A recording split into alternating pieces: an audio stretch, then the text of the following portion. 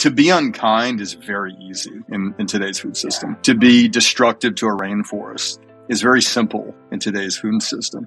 To be abusive to an animal is second nature in today's food system. We've got to unwind that. And that's a process of building up a lot of infrastructure and changing a lot of minds, maybe even changing some laws that, we're now just beginning to do.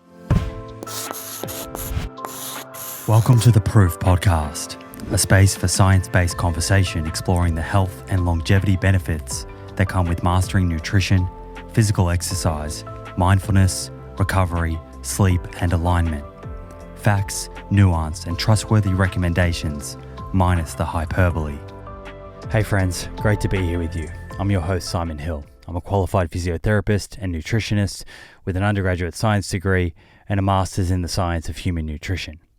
Today's episode is with Josh Tetrick, the CEO and founder of Eat Just, a food tech company with a mission to build a healthier, safer, and more sustainable food system in our lifetimes.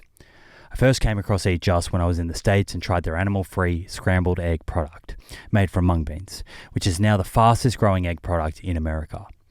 Then more recently, I became further interested in their work after they became the first company in the world to sell cultivated meat, following regulatory approval in Singapore.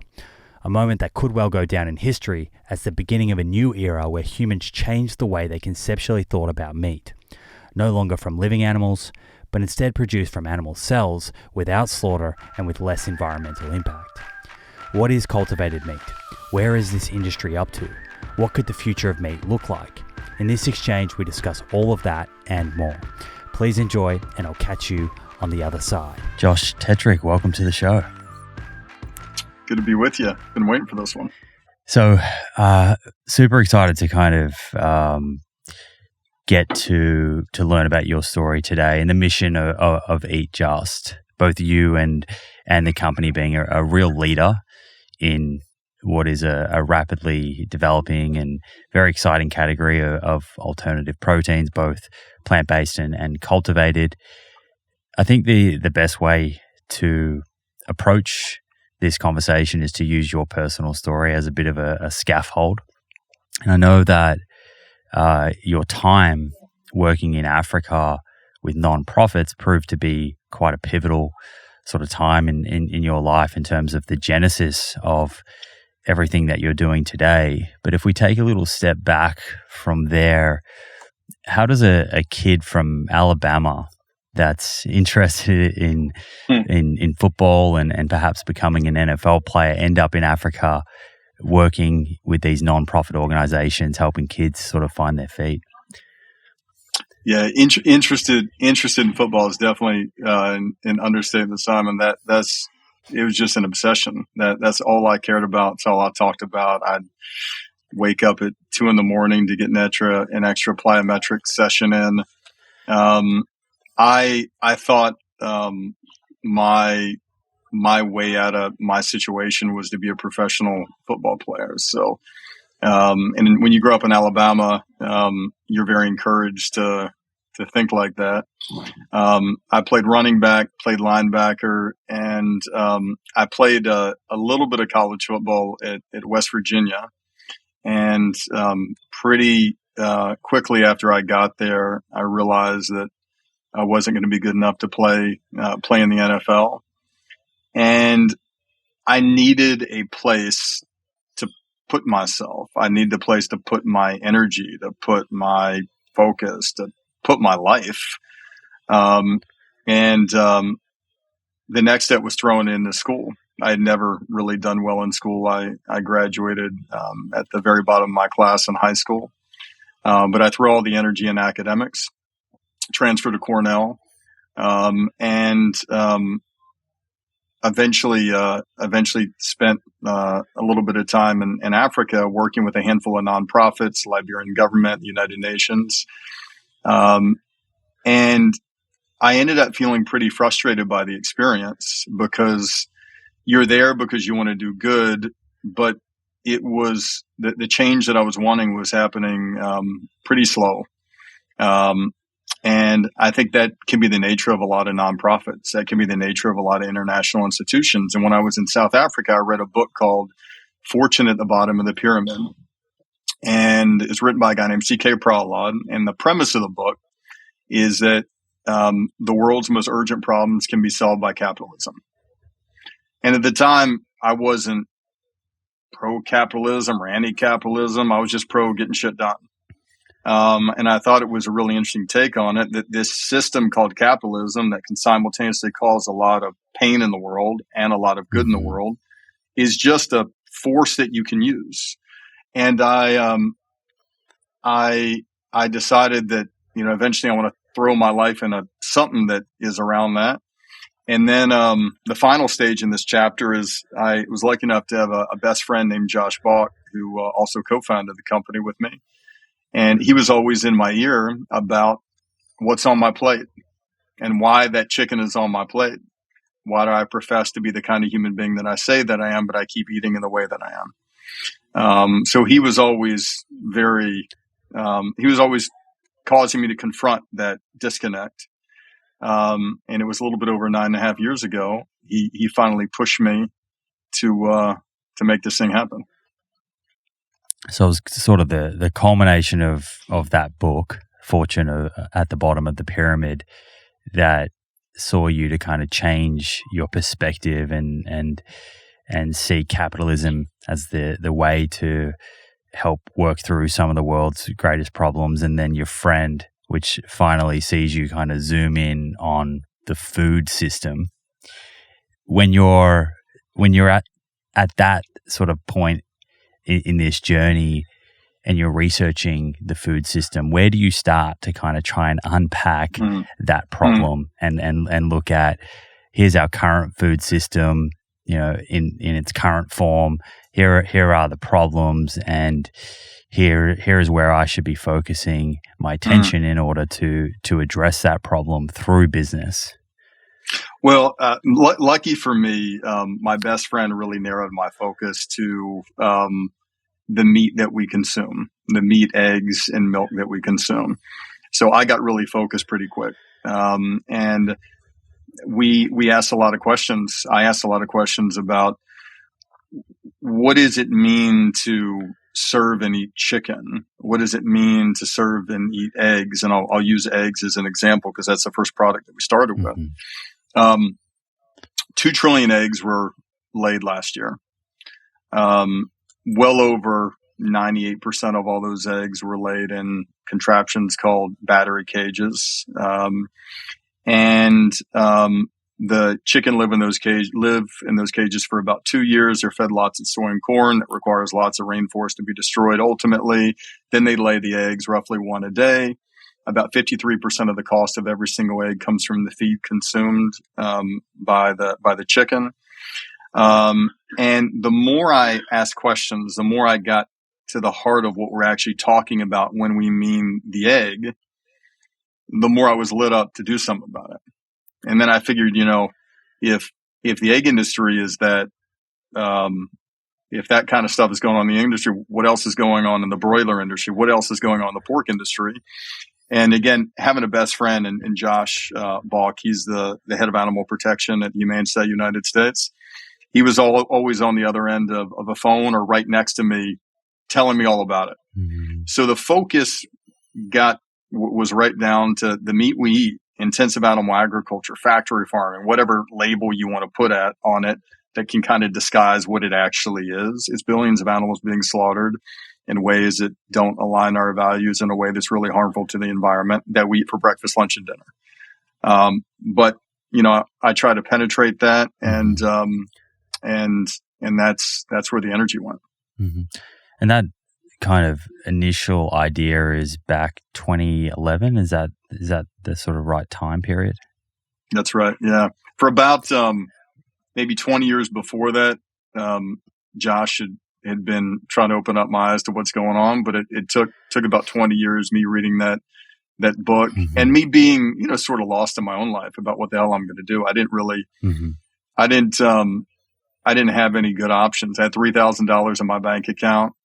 I had a couch that my ex-girlfriend Jill was letting me sleep on.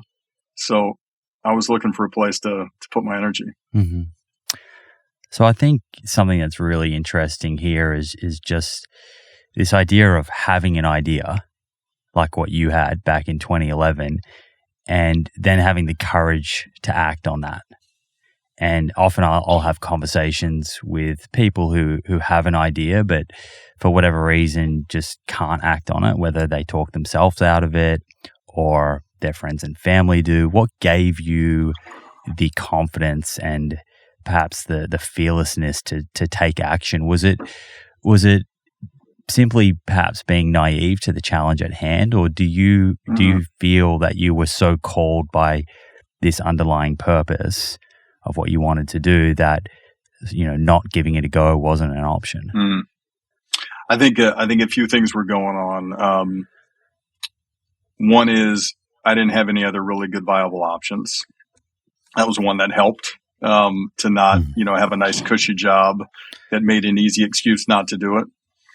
Second is, I was looking for my next, I want to play in the NFL way to orient my life. That really helped direct me, even though I was never good enough to play in the NFL. Having that kind of direction and organizing my life around that was how I was able to get to a lot of places. And then the third thing is I want to live in a world with a lot less harm. I want to live in a world in which we don't feel like we need to slaughter and abuse other animals just to have breakfast. I want to live in a different kind of world. And some mixture of those three things was going on. And, as an accelerator to all of it, I have this guy, Josh, who just won't let up. He just will not let up in pushing me towards doing it. So any escape hatch I tried to take, he was there to assist in closing up. But I guess I went to University of Michigan Law School, and a lot of folks that I went to law school with had been really successful in their legal careers. And it is difficult, I think, when you get used to a certain salary, a certain house, a certain car, to imagine doing something that means you potentially could lose all of that. So again, an advantage I had is I didn't have any of it. I had $3,000 in my bank account. I had my ex-girlfriend's couch. So, the deck was pretty clear for me. And I think maybe that helped a little bit. And you mentioned before that you were obsessed with football. So when you sort of came to the realization that you wouldn't go on to make the NFL and pursue that as your career, I'm assuming that perhaps friends around you or family, was there some expectations that Josh was going to be a professional footballer at any time? And as a result of that, did you sort of feel in any way that not going on to kind of realize that dream was a failure at that stage?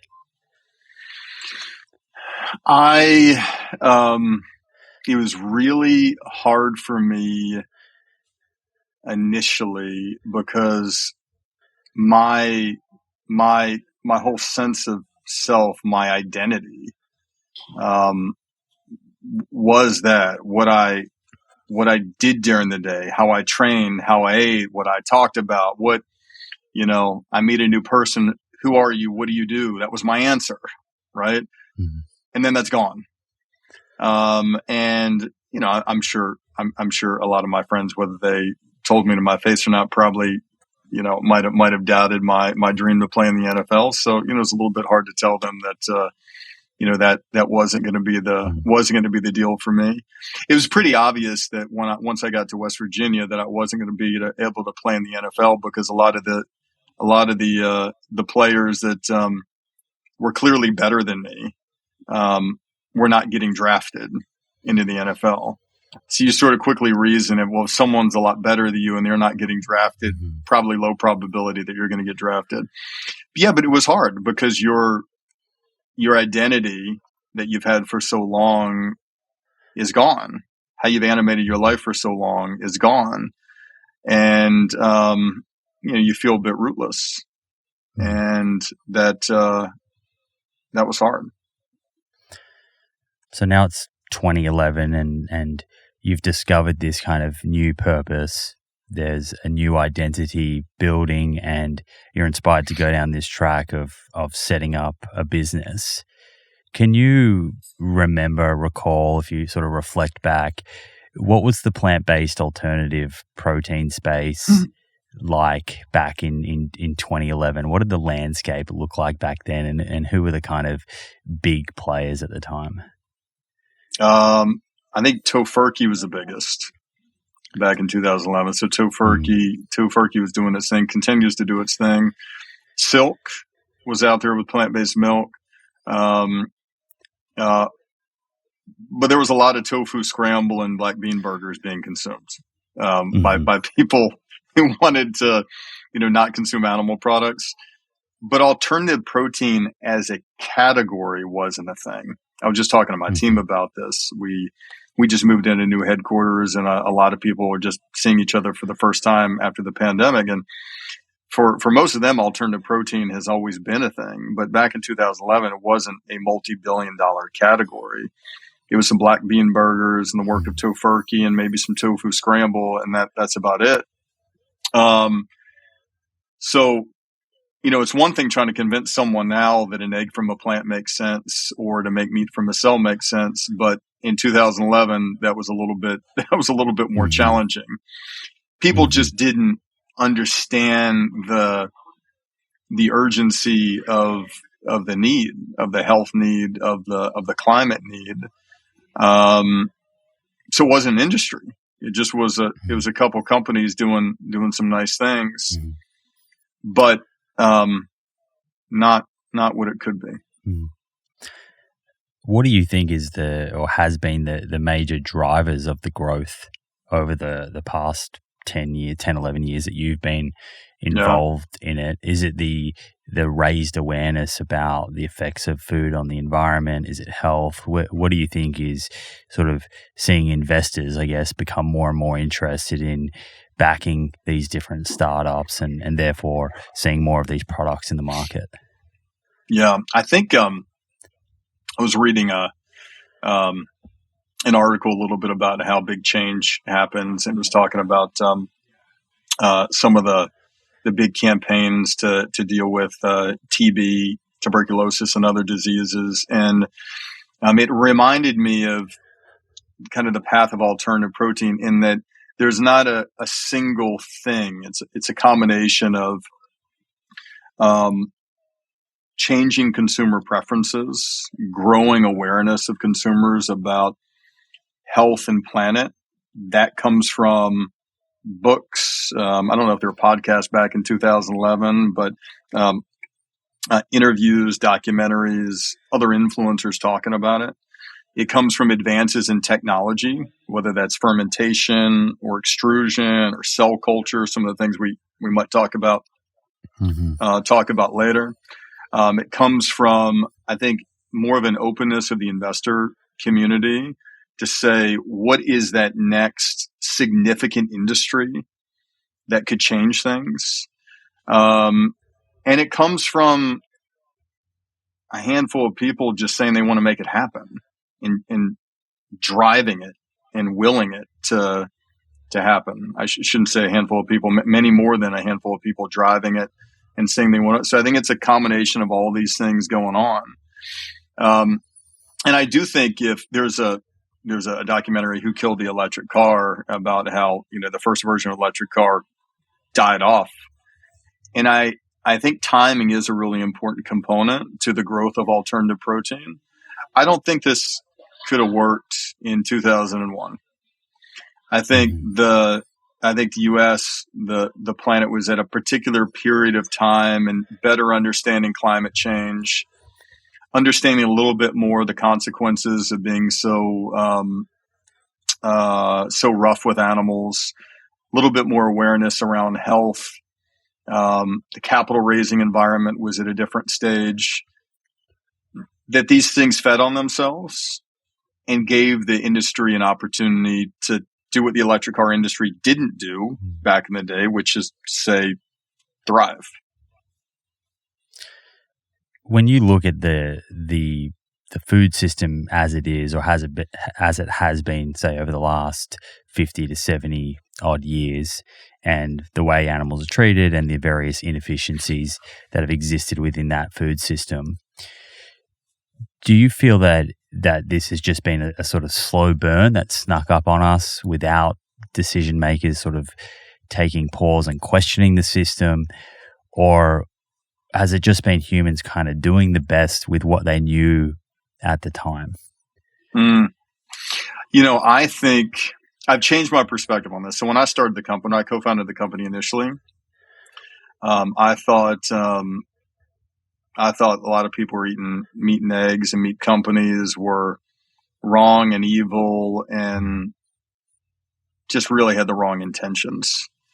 But then I reflect a little bit more on how I grew up. I grew up in Alabama eating chicken wings for dinner almost every night, eating Burger King chicken sandwiches. And I wasn't trying to do anything harmful to animals. I love animals. I just wasn't aware.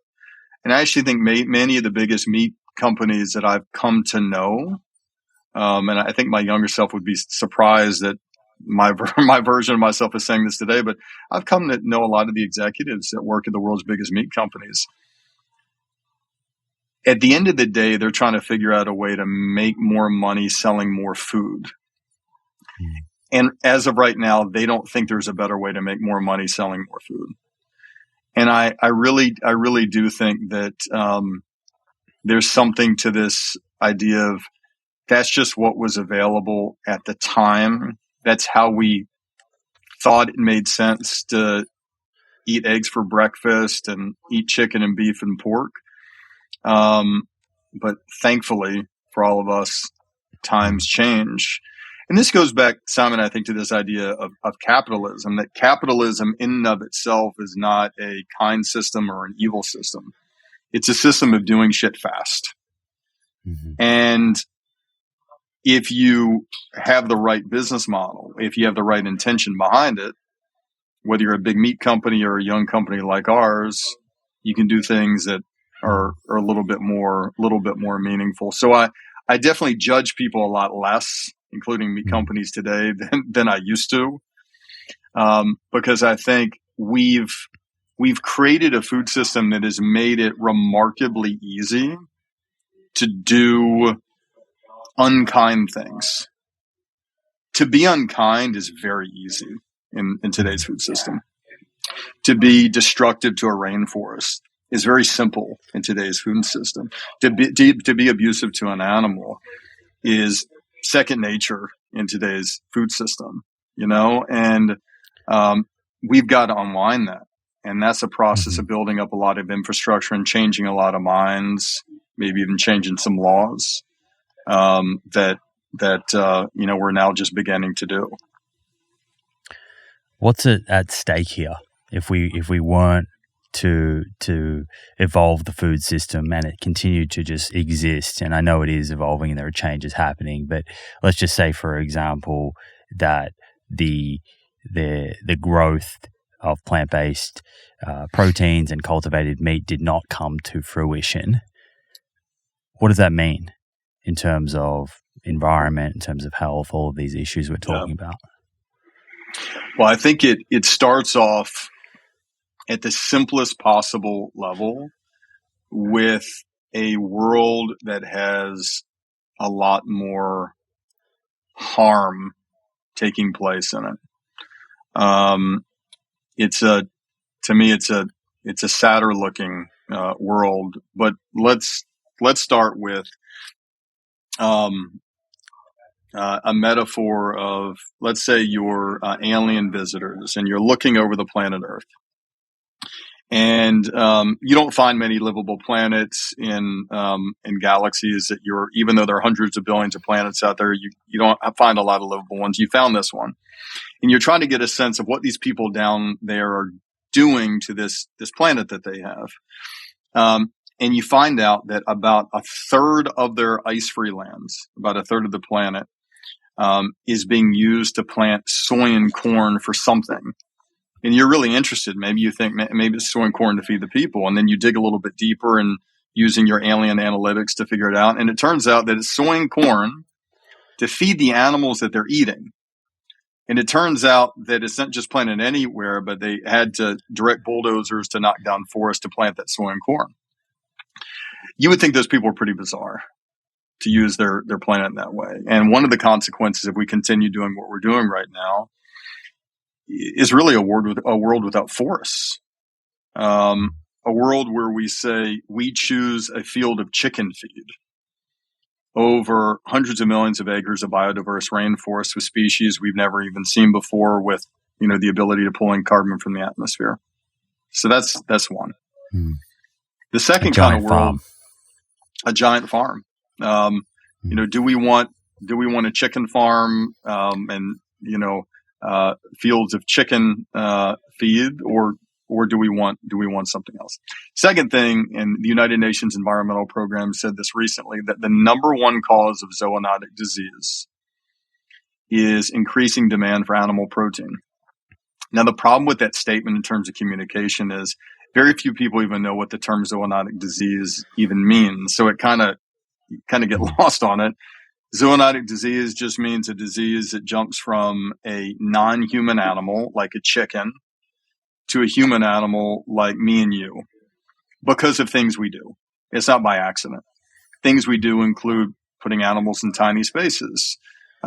Things we do including stacking animals on top of each other at wet markets. And whether you're talking about COVID-19 or whether you're talking about avian flu or whether you're talking about a number of other zoonotic diseases, we've seen what one in COVID-19 can do. Avian flu is currently experiencing yet another outbreak today in the United States as we have this conversation. Millions of birds are being slaughtered because avian flu is spreading. A rational, logical person would think that will continue. Third thing, more than all the trains, buses, cars that we use, eating animals contributes even more to climate change. It does that because of the destruction of forests. It does that because of the energy-intensive operations inherent in raising chickens and beef and pigs for our food. So if we really care about addressing climate change, and the IPCC in their most recent report for the first time called moving to plant-based and cultivated meat as a transformative way to mitigate climate change. Mm-hmm. And then the fourth, which I stopped talking about for a bit because I didn't think enough people got it, but I'm done not talking about it because it's a thing that actually is particularly meaningful for me. Is I don't think we need to kill another living thing in order to nourish ourselves. I just don't think it's necessary. And then the last thing is, it's pretty established science, and I know that you cover this on a regular basis. Ansel Keys established it way back in the day that saturated fat dietary cholesterol increases one's risk of cardiovascular disease. It's not complicated. We don't need any new studies that say it. We've known it for as long as that first study came out. In a world in which there are fewer people dying of heart disease, it seems like a pretty good world to me. So I'd like to see that happen also. Yeah. And I have a few questions about cultivated meat that maybe we can come back to later, and the sort of nutritional properties of that. I've had a number of people ask me about that, so I thought I would throw that your way. And so with all of that in mind, is the mission of Eat Just to address all of these problems by creating food products that are better for the planet, better for the animals, etc., but are just as delicious and allow people to still derive the same amount of joy out of their food? Is that sort of at the core of what you're doing? Yeah, we have we just moved in this new HQ lab that we're in. This in the East Bay in San Francisco area, and outside our lab, the Cultivated Meat lab, it says our goal, the most consumed meat is cultivated meat. And outside our Just Egg lab, which is a plant-based egg that we make, it says the most consumed egg is from a plant.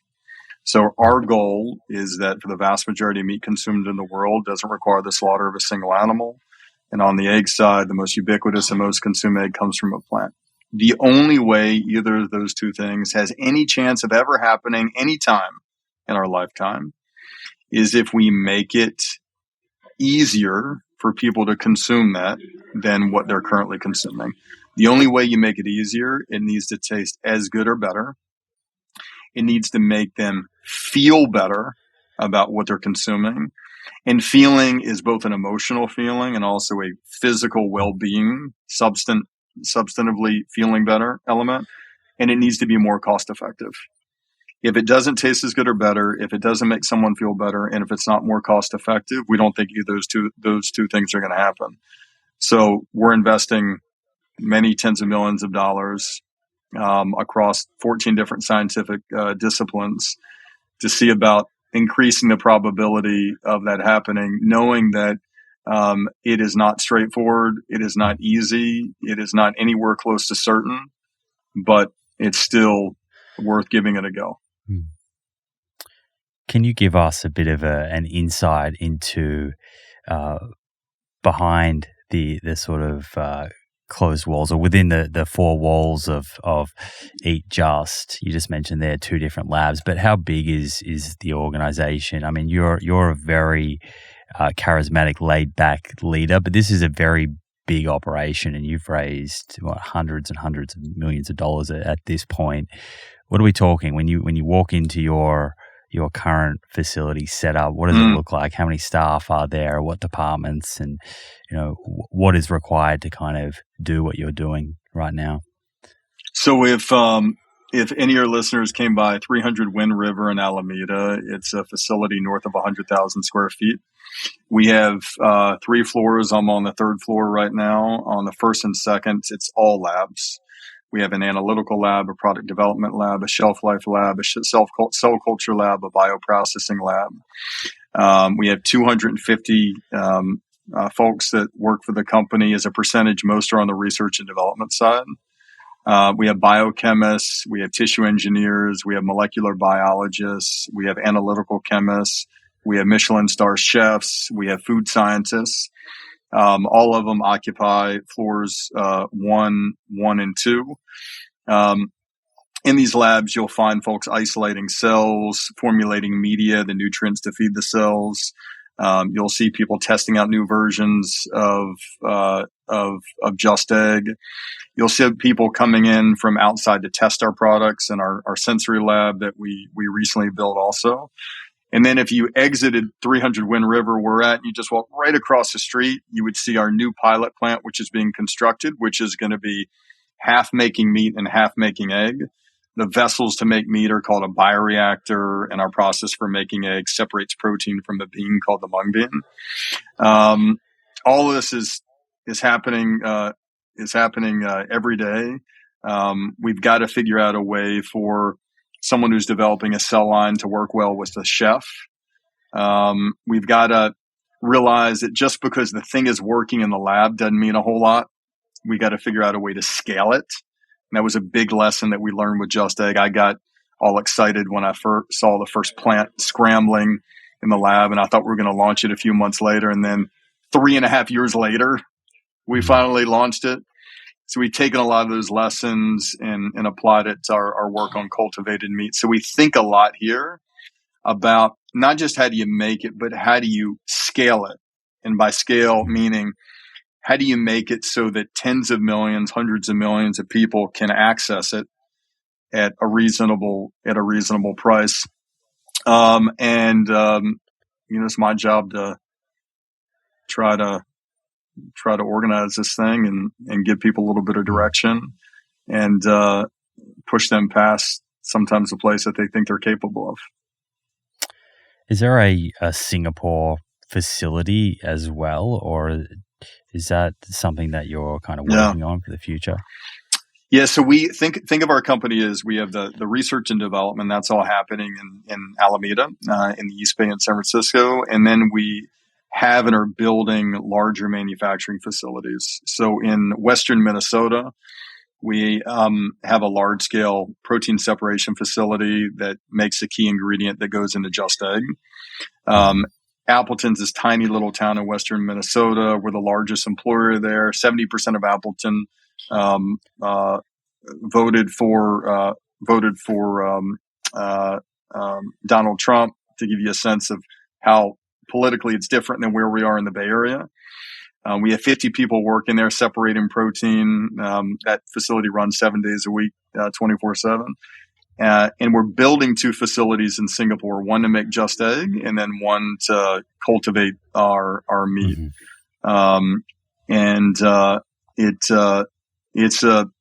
It's this combination of the basic R&D, product development, and then the manufacturing to make sure that it gets out to millions of people. And if one of those 3 is neglected, we're out of business.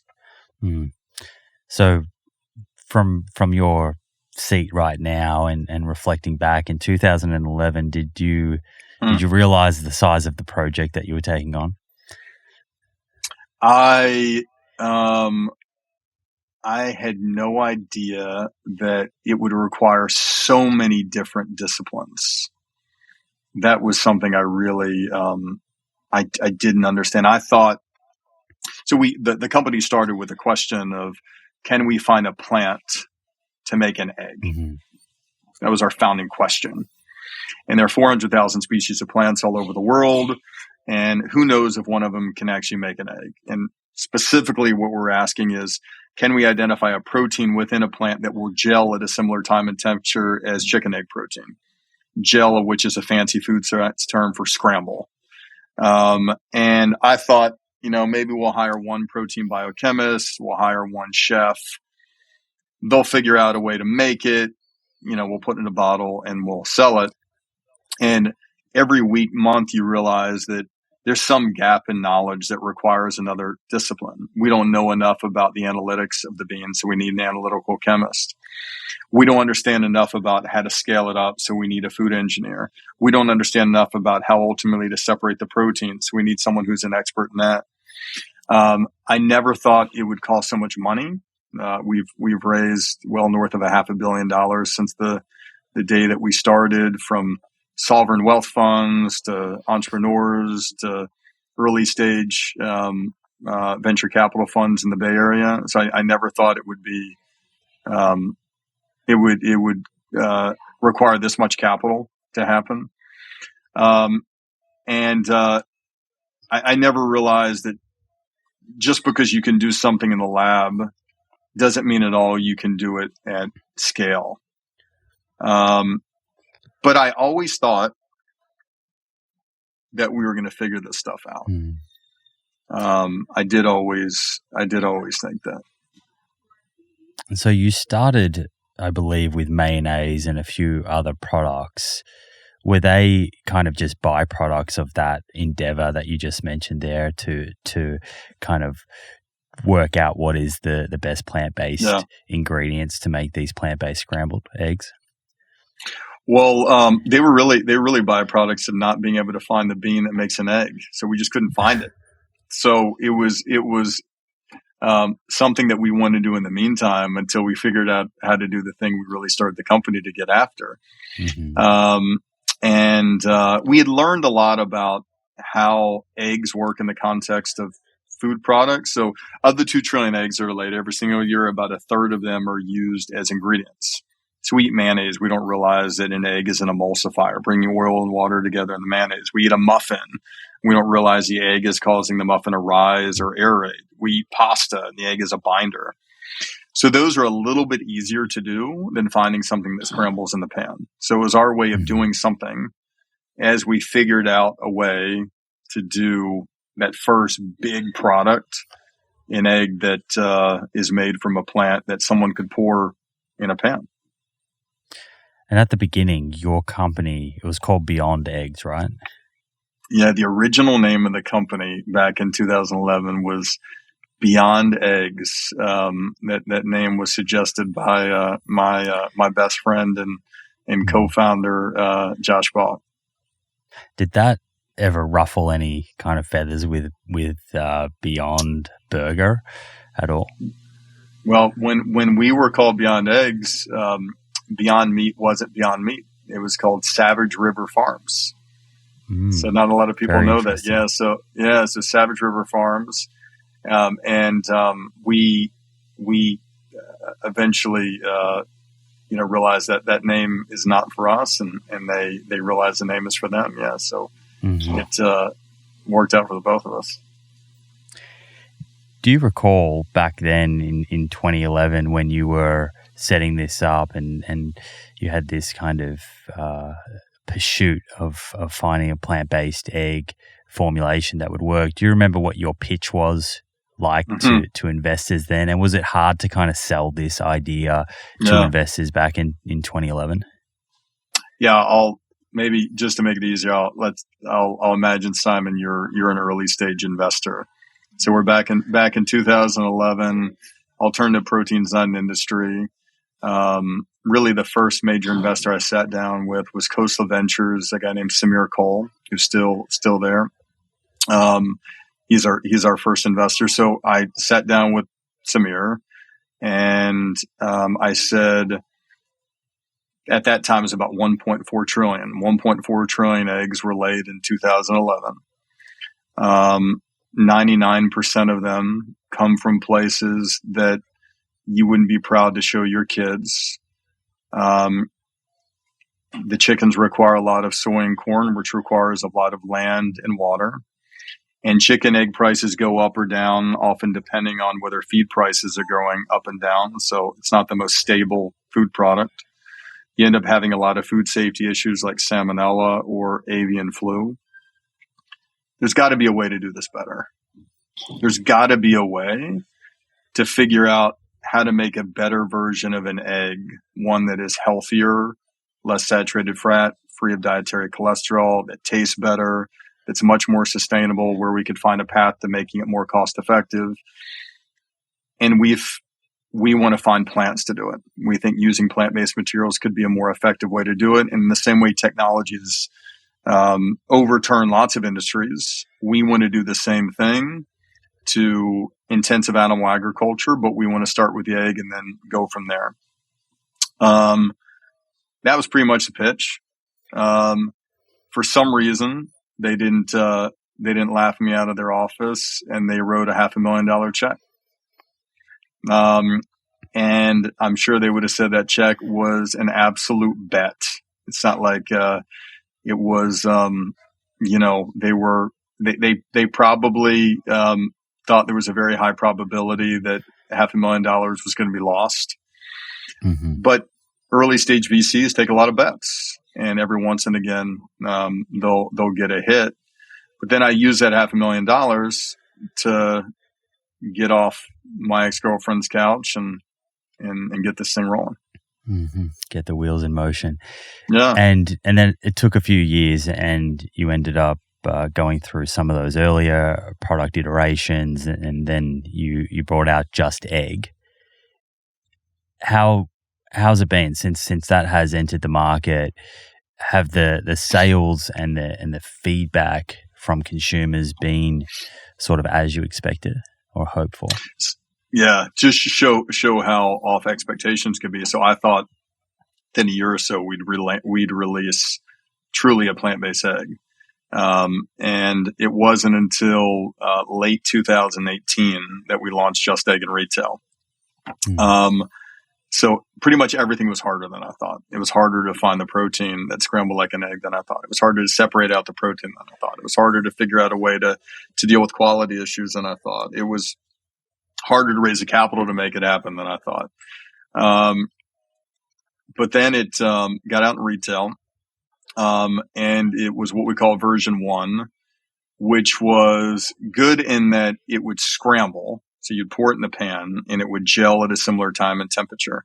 So if you and I were hanging out in the kitchen, Simon, and I was, making some breakfast for you, you would look at it and you might be pretty impressed that it's looking like an egg in the pan. Problem is when you taste it, because the first version was very, very beany. And it's mung if you bean, let it, right? it's mung bean. And when you let it sit, more than 30 seconds, it would get very mealy. So it was good that we launched it. The first retail partner was a retailer called Hy-Vee, which has a lot of stores in Iowa. Ironically, it's one of the biggest egg producing states in the U.S. And then we knew we didn't want version 1 out on the market too long because we didn't think it was that good. And we put a lot of energy into what we call version 2, which is we developed a better way of separating the protein from the bean. So this mung bean, I should say a bit about it, has been in the world's food system for over 4,000 years. We didn't invent the mung bean. No one invented the mung bean. It's been around for a long time. In India, it's known as dal, the dish that the mung bean is transformed into. But it turns out there's a protein in the mung bean, a certain kind of storage protein, that when you remove it in a certain way, scrambles like an egg. So we developed a better way to remove that protein, and then we launched version 2, and then things really started to tick. We started to get more points of distribution: Whole Foods, Walmart, Kroger, Safeway, Publix. And today, the category of plant-based egg, which didn't exist just a handful of years ago, is the fastest growing category in alternative protein for the second year in a row. We just crossed our 250 millionth egg from a plant sold. We do many tens of millions of dollars in sales. We're in 42,000 points of distribution. Every retailer of note, except for Trader Joe's in the United States, carries it. Almost all of them right where the eggs are sold. So if you go into your local grocery store, go to where the eggs are sold, you'll most likely see Just Egg there. But it's not enough, obviously. It's enough to build a nice company, but we're trying to go for something a little bit more. I've got a few questions about the egg industry, which we might come to, and you sort of alluded to the fact that your, I guess, views of industry have evolved over time. So I'd be interested to hear from you a little further on that. But I have a friend, Doug Evans, who was the founder of Juicero. I'm not sure if you know the story of Juicero, but I know Doug too.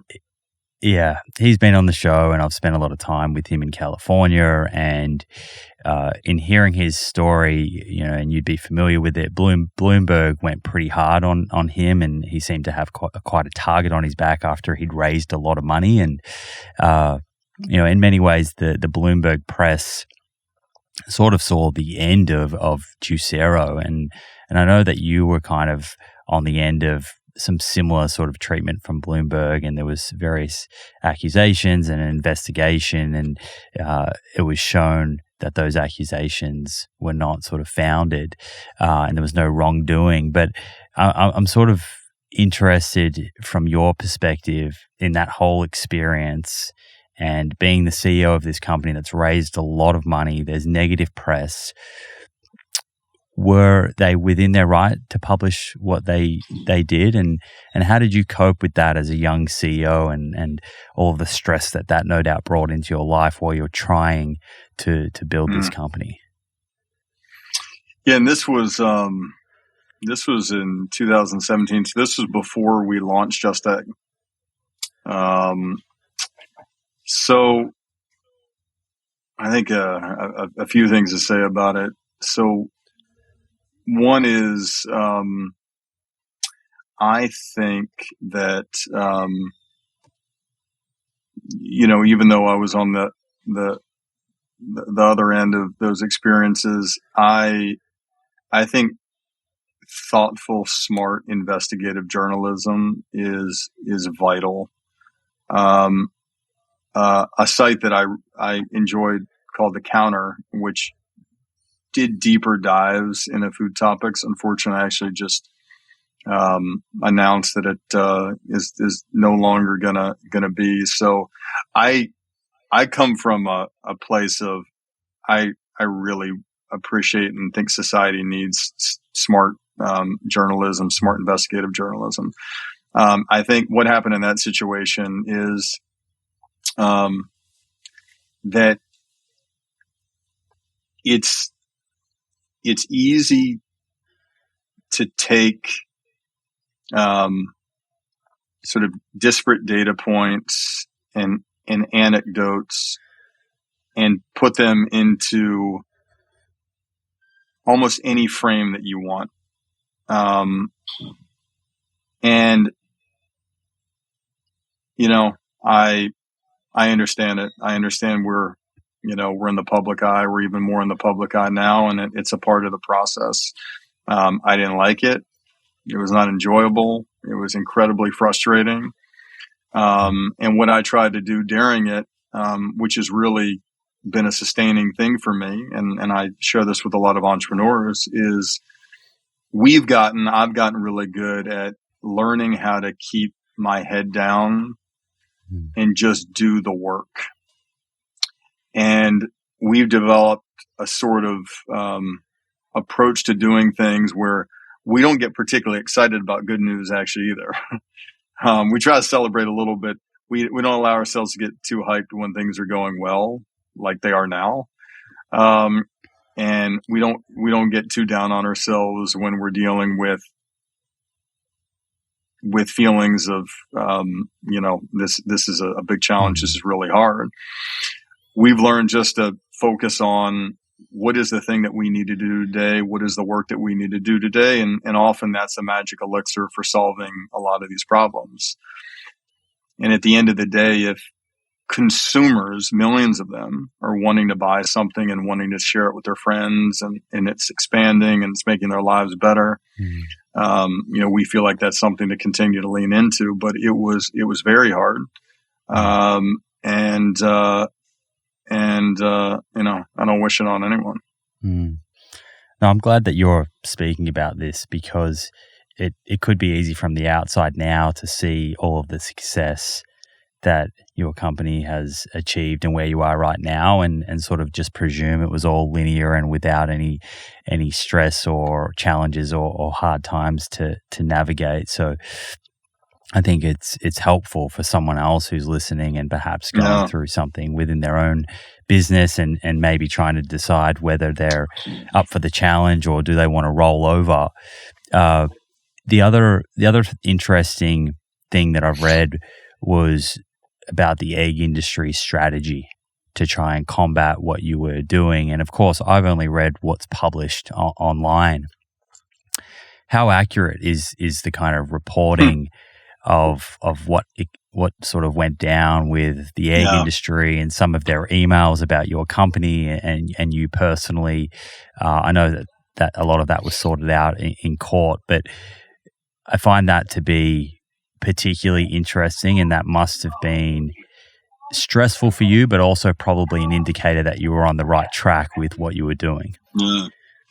A word about the hard times thing before I answer that is I was speaking to my team earlier today, and as I mentioned, we have a lot of new people who didn't go through all that stuff, who didn't see how hard it was to do a lot of things. And I told them earlier today that expect many hard things will happen, like have that expectation. And to say that a lot of hard things are going to happen shouldn't make you miserable. Shouldn't make you feel depressed. You should just understand a lot of hard shit's going to happen. And the way to deal with the hard thing is to put your head down and keep doing the work thoughtfully, substantively, that you believe in, that you came here, and things have a way of working itself out. And I don't know what the next hard thing is going to be. If you asked me to give you a top 10 list, I could probably come up with one, but I really don't know. But I know it's going to be something. And I know that having a mindset without expecting that is not a healthy mindset for me. Having a mindset that it's just inevitable and we're going to deal with it by putting our heads down and doing good work, that's the way to deal with it. So the egg industry stuff was really interesting, Simon, in that it happened before Just Egg was even out. This is like in 2000. 2013, 2014. So what happened there is, there's a group called the American Egg Board, and they're a lobbying organization that represents the egg industry. And there were some emails that were discovered through a Freedom of Information Act request. And in those emails, you saw leaders at the American Egg Board talking about how essentially they have their sights set on taking down this company, my company. They wanted to stop the early distribution of our products. They wanted to, influence regulatory bodies around us changing our name. They wanted to pay bloggers to write negative stories about us. And at this time, we were not in a 100,000 square foot facility like we are with all this, all the resources we have today. We're in a 3,000 square foot former Hell's Angels garage in Soma with a big table in the middle with like 11 people sitting around it, most of whom, including me, didn't know what the hell they were doing. But here you had this big lobbying organization, the American Egg Board, saying they want to stop us. So we can I ask you a question on that? Yeah. How did you come to the position that you would have a sort of investigation and use the Freedom of Information kind of act to look into these emails? Was there some tip-offs, or how was this kind of first brought to your attention that, hey, hang on here, the American Egg Board is targeting us and we need to look into it? Someone sent us an email and said, I put in a Freedom of Information Act request, and you should be interested in what the request turned up. Called them, talked to them, and it was some incredible stuff. Yeah, so we didn't. We did. Yeah, so we didn't initiate it. It was someone who is really taking an interest in covering what's going on in certain industries, and and then we saw it, and then we what happened was it got a ton of press, because it's kind of an interesting story that the egg lobby would have an interest in trying to take down this little company in a garage, we eventually had a conversation with the USDA about it, because the American Egg Board it's this quasi-governmental organization. So it's part of the USDA, and it also has a private arm. But the USDA did an investigation on it, and then eventually the leader at that time of the American Egg Board was asked to step aside, and then we continued our work of trying to find a plant that scrambles like an egg. Mm-hmm. So what's that? Was wild times. That relationship, yeah, it is literally. I think there's a movie script in there one day. What's the relationship like today between the egg industry and yourselves? I mean, you mentioned there you hadn't even had eggs out. Now you have eggs out. You're selling a lot of them. Is there an active kind of relationship there? Yeah, it's an interesting one. It's both on one hand, an extremely competitive relationship, because our competition is an egg from a chicken, like flat out. That is our competition. If you go in a Walmart, you go in a Whole Foods, you go in a Publix in the South, that's what we're competing against. And there are many companies in the egg industry in the U.S. and globally that are not a fan of what we're doing. And there's another side to it. And this is a side that would have shocked me if I knew we were doing this, would be doing this in the early days. A number of egg companies are our partners. So there's a company called Michael Foods. Most of your listeners probably never heard of them, but they sell more eggs to more restaurants, large and small, in the United States than any other company. So if you own a lot of big fast food chains, you go to your favorite diner, often the omelet or the egg patty that you're eating is a Michael Foods egg. I mean, you just don't know it. It's just not branded that way. So we signed a deal with Michael Foods a couple years ago to have them convert our key protein into the finished product, warehouse it, and then utilize their 700 or so people that are a part of their selling network to sell it into local cafes, diners, and big fast food chains. So as an example, we launched nationally with a company called Pete's Coffee last year. We just launched today with Caribou Coffee, 400 stores. Michael Foods was leading the way and selling it into those places. And they had people every single day who now will go into a restaurant and say, hey, my name is Jim. We sell chicken eggs and we sell an egg from a plant called Just Egg. And this goes back to this how you view capitalism thing. So do I think the egg industry is any less problematic than I used to? No. I think exactly the same things about the industry. But if I can figure out a way to plug into that infrastructure, if I can figure out a way to harness some of that energy to increase the probability of an egg from a plant being the most consumed egg over the long term, I'm going to do it. And it turns out that a lot of people that I've met, whether at Michael Foods or other egg companies that we work with, when you sit down and you have some coffee with them, when you sit down and you have dinner with them, they're not fixated on harming our health or harming an animal or harming the climate. What are they fixated on? Human things. Building their career, making money, trying to figure out a way to send their kids to college. Human things, right? Things we're all fixated on. And if they can figure out a way to do more of those things they're trying to do by selling an egg from a plant as opposed to an egg from a chicken, they're going to do it. But back in the day, I would have never thought that we would want to plug in and partner with an egg industry that I was determined to fight. Michael Foods, are they a primary kind of producer of eggs, or are they a distributor? They house it. They have chickens. They have millions of chickens. Okay. Who lay eggs, and then they convert those eggs into lots of different egg products and sell them out. So they own egg farms, they process the eggs, and they sell eggs. So they do it all. Yeah, that's really interesting to think about the sort of competitive nature of what you're doing, but then also the opportunity to partner and tap into the supply chain and the mutual benefit that can offer.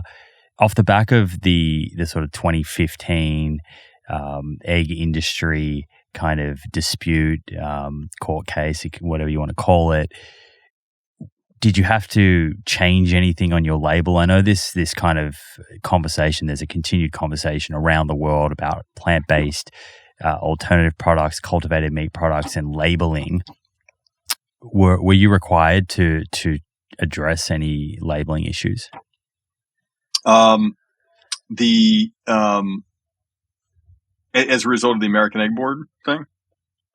Yeah, I guess that, or just in general over the years, just in general, yeah. Have you had any kind of pushback with regards to, hey, that's not an egg. An egg must come from an animal.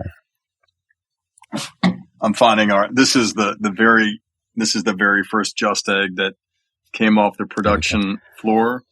So it doesn't look like this. This doesn't look like this in retail. If anyone just watches this, everyone on my team signed this. So this is my bottle, the very first bottle here. So,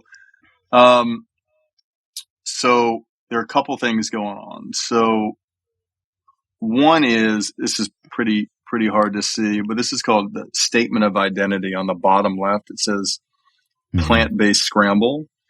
So that had to be there.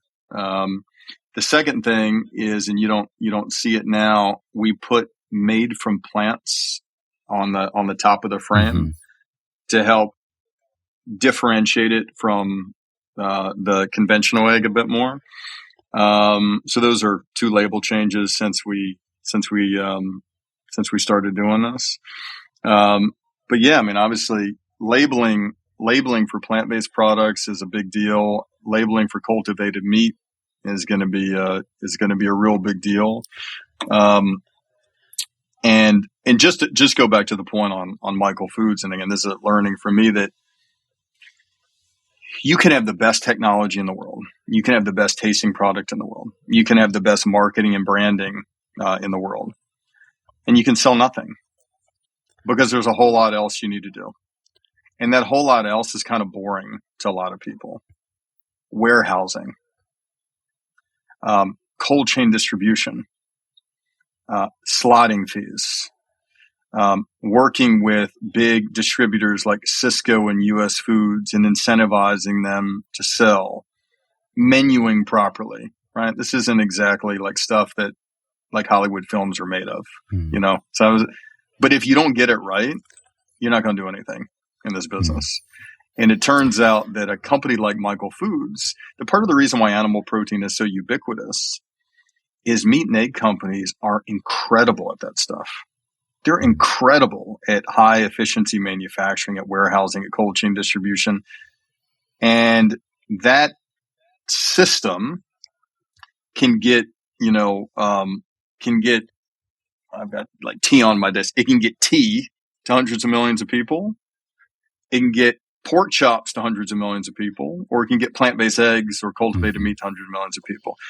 But it's very much still the same system. So if we can figure out a way to leverage, to plug into all of that, well, maybe we can go a little bit faster. And that's our mentality. Hey friends, I hope you're enjoying this episode so far. A quick message from one of our sponsors who makes this show possible, and then we'll jump straight back into things. If you're familiar with my nutrition philosophy, you will know that I'm a huge believer in plant-rich diets being better for people and our planet. You'll also know that I frequently draw attention to what I describe as nutrients of focus. These are nutrients that science shows plant-based eaters, whether plant predominant or exclusive, can fall short in, which can leave you feeling run down, lacking energy, experiencing brain fog, and generally just not as vital as you'd like to be. For that reason, together with Emil, a plant-based health and wellness company, I formulated Essential 8. Essential 8 is your one-stop multi-nutrient, formulated with DHA, EPA, omega-3s from algae oil, vitamin B12, iodine, vitamin D3, iron, zinc, selenium, and calcium to perfectly complement your plant-rich diet. I personally take Essential 8 every morning with breakfast, just 2 capsules, much easier than supplementing with these 8 key nutrients individually. What's even more convenient is I have a monthly subscription, so it turns up automatically on my doorstep and I never miss a beat. To get yours, head to theproof.com/friends. That's theproof.com/friends, where you'll find a link to purchase Essential 8 that will get you an extra 5% off your first order on top of the significant subscription discount. There will also be a link to this in the show notes. Okay, back to the show. When it comes to eggs, I'm sure you've seen there's other companies that are looking at using precision fermentation. And you mentioned fermentation before, and I think there's some companies working on egg proteins, sort of feeding microbes ingredients and producing egg proteins that way through fermentation. I'm interested, are Just Eggs, given now you've got this other department doing cultivated meat, are you likely to stay plant-based with the eggs? Is that the kind of the goal? Is that what you believe is the best format? Or do you think you'll also explore precision fermentation here? We'll probably explore because maybe this is, I have advantages and disadvantages of not being a scientist, right? I didn't study biochemistry. I don't sort of have something I've dedicated my life to, a particular discipline, which can often make you want to do that thing, even though it might not necessarily be the best thing for the product. I just want to make really good stuff, meaning I want an egg from a plant to be a lot more awesome than an egg from a chicken. I want cultivated meat to be just a whole lot better than conventional chicken. And I'm very open to different technologies to do it. It's actually, making an egg, culturing an egg is actually far and away the most difficult thing to culture, because essentially you have to recreate life, which is why we thought doing it from a plant would make more sense. But exploring ways for yeast to express different egg proteins, I think, is really interesting, and we'll probably explore that sometime.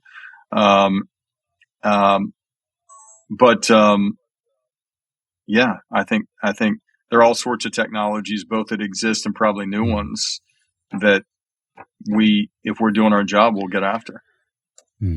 Yeah, it's exciting from a consumer point of view to know that there are so many different companies working on these things, and consistently over the years, these products are only going to get better and better and better. You mentioned cultivated meat a few times. I think we changed gears here a little bit. Do you recall the sort of moment that you decided as an organization that you wanted to venture into this space as well? Was it always kind of part of your vision, or was there a moment where you decided, you know what, I actually want Eat Just to go down this path as well? It was always, it's been on my mind for a bit. I remember a friend of mine sent me a paper that NASA published 20 years ago about culturing goldfish in space, and I read this paper during a constitutional law class back in law school. So it's been in my head, but it really took on a life of itself in 2017 or so. That same dude, Josh Tetrick, who pushed me to do the egg, we were in the kitchen and we were talking about what the company might do next. And he's fired up about doing cultivated meat. And we had this conversation about it. And the conversation sort of went like, what would be a bet that maybe it's a low probability of it actually happening, but if it did, would be the most effective thing to move people away from intensive animal farming to something a lot better. Now, keep in mind, we're making this bet as we clearly believe in plant-based. So I'm not someone who says, plant-based is nothing, cultivating meat is everything. We spent hundreds of millions of dollars to make Just Egg, an egg from a plant, happen. But at the end of the day, I think the quickest way to transition people from conventional is to give them real animal flesh, just without the need to slaughter an animal. So it was about 2017 that I had that conversation with Josh, and then we began the process of figuring out how the hell we're gonna do it. If someone's hearing cultivated meat for the first time and thinking, what are you guys talking about here? Which often I can forget that, in the kind of circles that you and I would find ourselves in, we can kind of take it for granted that this is a new term. How would you define cultivated meat to that person that is coming across this for the first time? I'd say to that person, it starts with understanding conventional meat. So let's just use chicken. Chicken lives for about 45 days from chick until it's slaughtered in a warehouse, eating lots of soy and corn, strung up, cut into chicken wings and chicken breasts and chicken nuggets. And you eat the chicken without realizing that it was actually a live animal who ate lots of soy and corn that came from previously biodiverse rainforests. That's the conventional process. The cultivation of chicken gives you the end product that you really like. You like chicken nuggets, and give you that without all those other things that are causing harm to the animal, to the environment, to food safety. And it starts with a cell instead of a live animal. So instead of a live, squawking, breathing chicken with lots of behaviors like dust bathing and pecking, we don't start with that. We start with a cell. And you can get a cell from an egg. You can get a cell from a fresh piece of meat. You can get a cell from a biopsy. You can get the cell from a cell bank. From that cell, then you identify nutrients for the cell to consume. You develop the cell line. So in the same way, a chicken eats soy and corn, and the soy and corn provides nutrients to fat and muscle on the chicken's bones. We need to figure out a way to develop our cell line without the live animal consuming in the warehouse. Then the third step is we grow it, we manufacture it, or our word, cultivate it in a vessel that has, a name that in some ways I wish it was a different name. It's called a bioreactor. That's the name. It's a stainless steel vessel called a bioreactor. Yeah. If you kind I of was going close to your ask you eyes, about the name. it's a bad name. It's a bad name. We need to change that. It kind of is what it is. It's the name of the vessel. So a bioreactor is the vessel used to cultivate cells, and the end product is chicken. So when I say it is chicken, I don't mean it's chicken made from mushrooms. I don't mean it's chicken made from soy. I don't mean it's I mean literally it is chicken. I mean genetically it's chicken. I mean the flavor profile is chicken. I mean, Simon, if you had a chicken sandwich and you had a chicken allergy, you would have an allergic outbreak at the table. Chicken. That's what it is. This idea has been talked about for a long time. Back in the 1920s, Winston Churchill was talking about it, and the science of it, the technology elements have been done before in vaccine production, drug development. It's just never been applied to food like it's beginning to be applied today. And with that chicken, you mentioned there the biopsy, but am I right though that chicken would feature not just the protein, but also the fats as well? So it would be the kind of complete experience of what you would normally get when sort of biting into a piece of chicken. So it depends on the cell. So if you're culturing muscle cells, it'll only be muscle. If you're culturing fat, it'll only be fat. We have a fat program here at our labs. But it's one of the issues with our current chicken product. And this is hopefully when we get into it, this balance between sensory and health, which I care a whole lot about, but our chicken doesn't have enough fat. So it tastes more akin to chicken breast than it does sort of a fatty dark meat. But if you want fat, you culture fat cells. If you want muscle, you culture muscle cells. Mm-hmm. And in terms of that process, you sort of mentioned then that you kind of feed nutrients in to these cells within this bioreactor. And I think this is one of the things that I see people online kind of bickering about and fighting about. And certain people will say, well, how much better is this for the environment? If you're feeding in these nutrients, are they coming from the same sort of inputs? Are we talking about corn, soy, potato?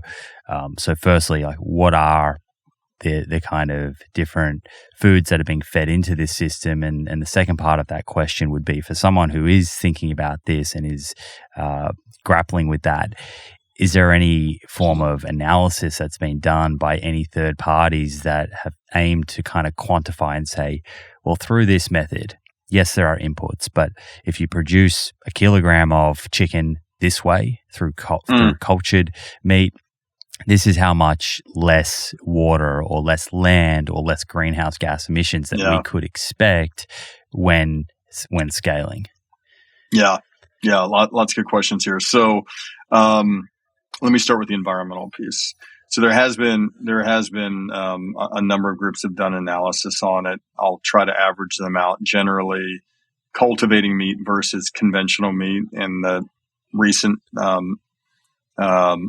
UN climate change report also noted this: 60-70% less environmentally intensive land, water, carbon than the conventional approach. Here's a caveat: it's just an analysis. It's not an analysis of large-scale production, right? No one is producing it. We're the only company in the world that has ever received approval and has ever sold a single piece of cultivated meat. But we're doing it at a very, very small scale. And embarrassing. It's embarrassing how small the scale is right now. And in order to really have a robust analysis, you got to see what this looks like at a very large scale, meaning north of 30 million pounds a year, to really get a sense of how it compares to conventional. So I think the straight way to say it is the early indications are that it's significantly better, but there's a lot more work to do here. Now, what's even better than cultivating meat, and this is part of the challenge I have as a human being who runs a company, I think the best way to eat is, kind of the stuff that I see on my desk here. Like I see an orange. I had a couple bananas earlier. I have a bowl here of beans, cabbage, Brussels sprouts, and oregano. I actually don't think cultivated meat or plant-based eggs should be necessary at all. I think it'd be a lot easier if people ate stuff like that. But we end up having an imperfect world. I know you're working on that.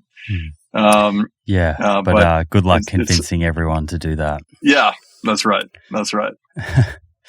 So you mentioned there that you're the only company or the first company that has received approval. So I'm interested in, 2017, I think you kind of decided to enter this space of cultivated meat, but there are companies that have been working within cultivated meat for probably 10 years, maybe. I might be a few years out there, but there are some that were around earlier working on, beef, other types of meat. How do you get to the market faster than those companies? We learned a lot through Just Egg. Being a cultivated meat company, it's about cell line development. It's about scaling up to the vessel called a bioreactor. But all those other boring things, like regulatory approval, we've learned how to do them well. We've learned how to be the other side. Food technology is technology and food. And we've learned how to be a food company. So we applied a lot of Just Egg today is improved in multiple countries around the world, China, South Africa, Canada. And we took a lot of the lessons and we applied it to our work in cultivated meat. We started a new division called Good Meat. That's the name of our cultivated meat product. And we quickly began applying those lessons and then decided that the best place, the highest probability, the place that made the most sense for us to really submit a full application is Singapore. And we submitted that application in 2000 and sometime maybe early 2000 and late 2018. And that application covered the microbiological analysis, covered lots of food safety issues, covered where we got the cell, covered the components of the media. I didn't answer the question. You asked a question about media, vitamins and minerals, some plant-based sources that make up the components of the media. And then we submitted it to them. And then it took about a year and a half for the Singaporean authorities to render a verdict on it. And it was Thanksgiving Day, November 2020. When we finally heard back, and I knew we were going to hear back that day, and I got tired of checking my phone, and I laid on the ground in the living room. I just laid down. I didn't even have a pillow under me. I had my phone like a few feet from me, so I would stop checking it obsessively, and I fell asleep, and I woke up to someone calling me and giving me the news that we received the first ever approval to sell the slaughter-free meat. And then in December 21st of 2020, we launched the damn thing. Ironic, it's Thanksgiving, a day where a lot of poultry is consumed. Yeah, wasn't lost on me. Why do you think Singapore is kind of leading the way in terms of regulations in this space? Are they just typically a bit more progressive when it comes to food, or what's the kind of incentive for them to be at the front of the pack here? Singapore is thinking, what does the world look like in 2050? Like at the heart of it, that's just how they're operating. They're operating 20, 30 years ahead of where we are right now. We're we have a political system that operates, much more in let's try to solve today's issue. Like even in dealing with COVID-19, right? We're rightfully developing vaccines. Well, what is the root of this damn thing, right? How do we prevent it to begin with? Singapore is on to the root of things. They're trying to get at that. And that pervades all areas of Singaporean society. It pervades how regulators think, how the Economic Development Board that recruits companies to come, how senior leaders in the Ministry of Commerce Environment think. We also like that Singapore is a hub in Asia, which is consuming the vast majority of chicken, beef, and pork in the world. So all those things kind of matched up, and it felt like Singapore would be the best place to get this thing kicked off. So is that the plan here? I guess from the outside, someone might look at Singapore and think, I think it's about 5 or 6 million, the population, something like that. Yeah. It might be a little bit out, but it's not huge. So I'm trying to get into your mind as to the decision around seeking approval there.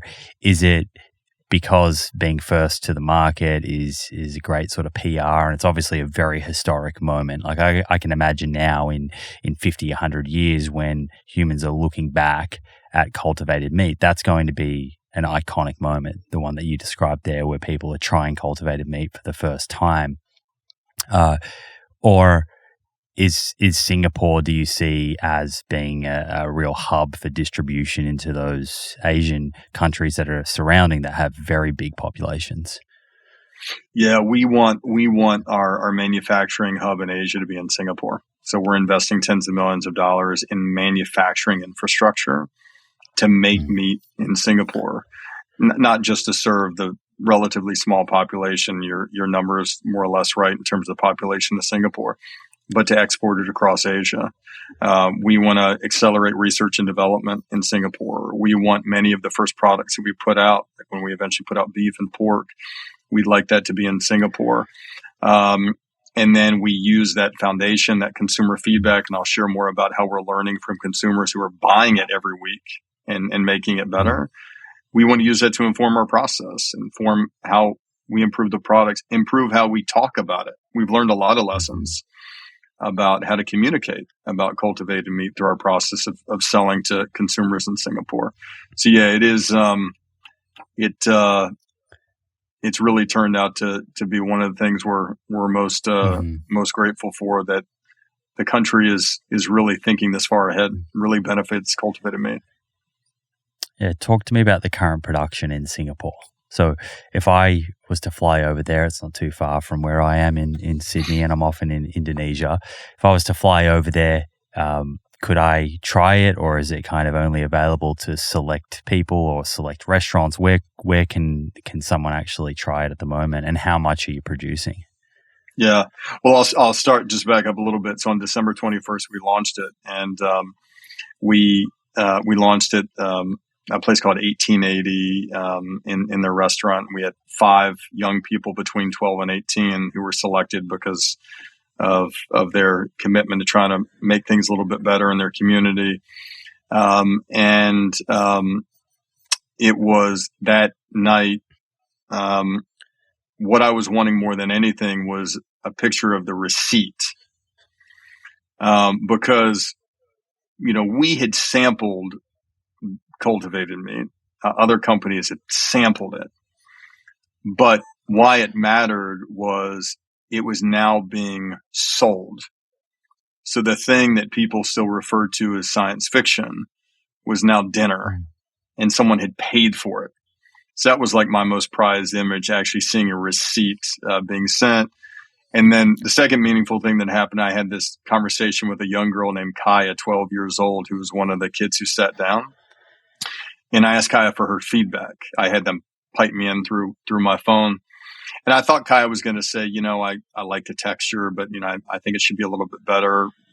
And she said, how can you use this technology to help more animals? 12 years old. And that really, her sort of penetrating question always sticks with me. So since that moment, we've sold in 1880. on a weekly basis today. We have what we call them immersive dinners, where both the public and people we invite have 1 to 2 dinners a week, where we take them through sort of the story of the food system, focused on animal production and where it might go, and then feed them chicken at the end. We've launched at a local hawker stand in Singapore. Hawker stand is like street food in Singapore. We launched with a hawker stand named Mr. Lou's, who's been selling chicken curry rice for 60 years in Singapore. And Mr. Lou initially was very skeptical of this, and then decided that he was down with it, put it on his menu, saw long lines outside of people really enjoying it, and then started talking about how this is an evolution and how chicken should be made. You would be able to go if you went today, you'd be able to order it from Food Panda. So it's a delivery service there that works with a restaurant, and you could order chicken dumplings. You could order another kind of chicken curry rice dish. The total volume is very small. I'm talking about like in the hundreds of pounds this year, and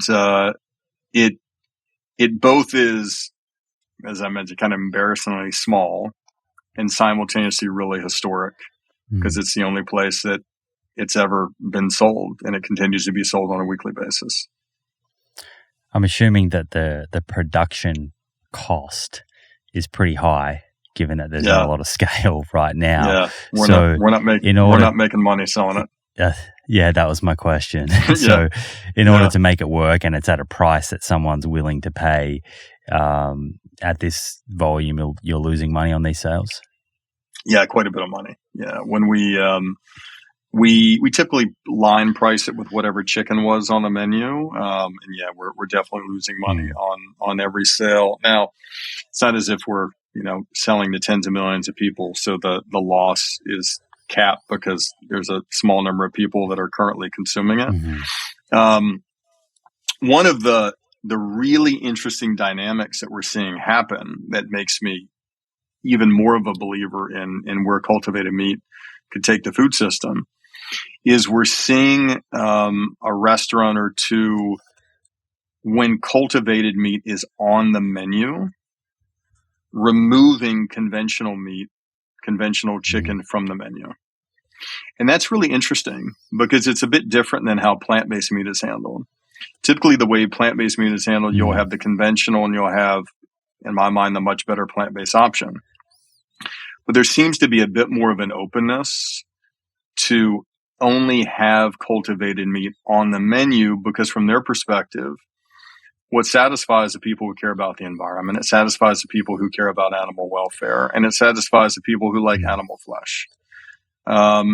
And ultimately, we think figuring out a way to remove conventional meat entirely from the menu is a necessity if we're going to, have a livable planet in the future. Can't just be an option. We need a full replacement. Yeah, that's a good point. I can see restaurants doing that because really they're not having to give up anything. It's still the same experience, but it's probably, well, not probably, it will be more aligned with almost everyone's values. On the menu, the labeling, cultivated meat is the terminology you're using here. Is that the kind of accepted name that is being used in market and you expect all companies around the world to be using? Is that something that companies come together and agree on so that there's some consistent language? I know there's other sort of names like lab-based and cell-based that have been thrown up over the years. Cultivated meat, is that where you have landed? Companies come together, but they don't always agree on what the name should be. So, we definitely, and it seems like a consensus is coming around cultivated meat. GFI, the Good Food Institute, and I know you've spoken with Bruce before. He's they've really done a lot to help organize folks around the idea of cultivated meat is a name. But on the menu, it says, it'll say cultivated chicken, good meat cultivated, whatever the name of the dish is. At the end of the day, I hope what we call it is meat. Just like at the end of the day, I hope what we call an electric car is a car. And I used to call this thing a smartphone, and today I call it a phone. So at the end of the day, I hope that descriptor is dropped and we just call it meat, and it's boring and no one wants to talk about it anymore because it's just the thing. Now, the other names that you could choose are cell-based meat. You could choose cell-cultured meat. You could choose cultured meat.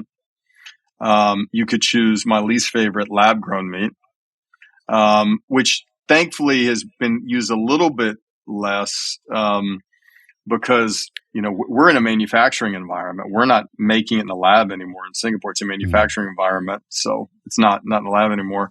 But, there are issues really with every name, including cultivated. And I guess cultivated to us is the least worst option of a number of not so good options. What do you think? What's your preferred name? I definitely agree on cultivated meat and have thought that for a number of years now. But I'm with you in terms of, I think the ultimate goal is normalizing it to the point where it's just protein, it's just meat, and no one's questioning the source. It's just showing up and the accepted way that we produce and consume animal protein. There's probably, there's a long way to go to get the sort of customer acceptance and reach that level of normalization. You mentioned Kaya and her kind of response to you, and I'm curious, in this conversation about consumer acceptance, would I be right that the youths, the younger generations may be a little bit more receptive, a little bit more accepting, at least initially, whereas those that are a bit older, 40, 50, 60s, who grew up in a completely different time, might be a little bit more skeptical and have a few more questions? So if you're under the age of 25 in Singapore, and someone serves you cultivated meat made by us, and we start talking to you about all the intricate elements in the process and how it comes together, and we sort of say, do you mind that it's made in a stainless steel vessel called a bioreactor? If you're under the age of 25 in Singapore, you look at us like we're crazy for asking that you would be bothered by it. Young people don't care that their meat is made in a stainless steel vessel. They think it's cool. There's zero hesitation we found under the age of 25 to make meat in a giant stainless steel vessel. They think it's interesting. They like that it's different. They don't mind the term bioreactor. They're not going to give you a lot of questions. Now, the older you get, 30, 35, keep going older, you're going to get more questions. What do you mean a bioreactor? Where is this bioreactor? What are the elements that make up the media? Tell me about how the process works. You're going to get a lot more questions, and there's a lot more of an uncomfortable feeling and very fair questions that are being asked. But, I really want to emphasize just how stark, if you're listening to this and you think bioreactor, that sounds crazy, right? Culturing meat, that sounds awfully bizarre. I can almost guarantee you're over the age of 25. But, it's amazing how clear young people think about it. They've just grown up in a world of new technologies. They've grown up in a world where new things are happening all the time. And for them, what is really bizarre and odd is making meat in a conventional way. That seems like something that you really want to question. So how do you go about educating and giving some of the more skeptical consumers a bit more confidence? I see various things online where the immediate reaction that someone may have, particularly if they are a little bit older, is, well, I understand what you're talking about, but these foods are sort of quote unquote unnatural and without a track record of safety. That's one thing that kind of I see comes up.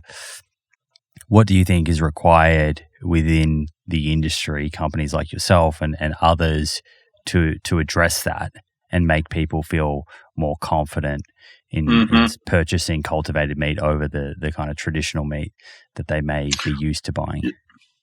Yeah. So let's say someone hears about it, a process, a cell line, where you get the cell, how you develop, how you make it in this vessel called a bioreactor. And they say, well, that sounds really strange and unnatural and really, like this is in science fiction. I've heard that a number of times. I think it starts with me and other leaders in the industry to understand why they would think that. It is kind of strange. Just first acknowledging. I think if you don't acknowledge that, it does sound a little bit strange. I don't think you can deal with it. So I think first it's just, it's a bit different. It's a bit odd. I get you. Okay. Now let's talk about how this is different than the conventional industry. And typically, you don't want to spend a whole lot of time talking about the conventional industry, but when you just compare it head to head with it, no one thinks the conventional industry is natural. That's often a big misnomer, right? A chicken being slaughtered at 45 days and barely able to stand up because its breasts are so large, that ain't natural, right? So I think when you make the contrast, it helps a bit. I think when you can draw analogies to other industries, that they're not perfect analogies, right? A brewery, it's not a perfect analogy, but it helps people understand that this idea of making something in a stainless steel vessel wasn't born with us or other companies. It's been happening. I think that helps. I think giving even more detail, and I think we initially thought helps a lot. So right now we go overboard, especially if you're over the age of 25, and giving you detail, right? All the ways that we source the cells, what the media looks like. And I think we developed a section on our website that unpacks it even more because people had so many questions. I think that helps. The thing that helps the most, though, is just putting the thing on the damn menu. Just putting it on the menu. So Mr. Lou, right? That guy that we launched with in Singapore was so skeptical, thought it was weird, put it on the menu, had some chicken, saw a line out the door, tasted it, liked it. All right, I'm down.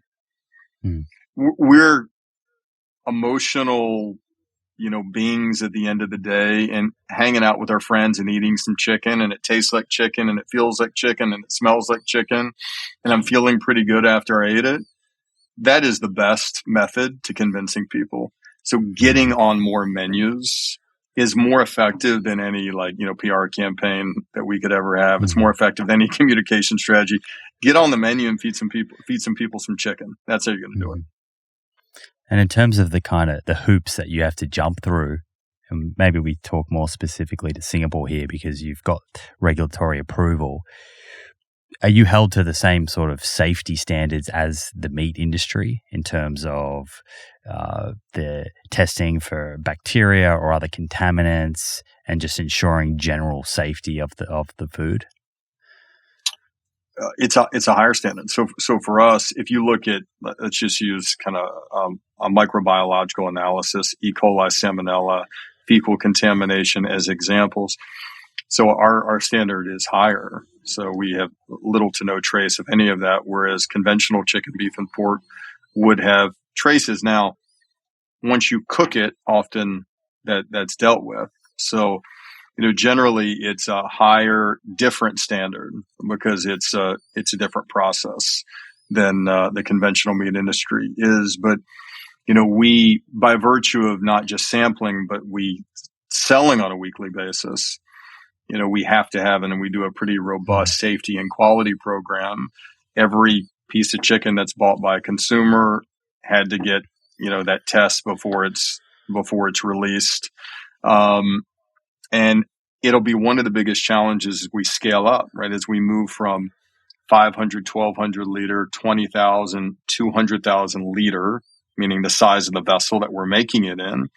It's really important that the product, it goes without saying, that is made safely, that is made in a way that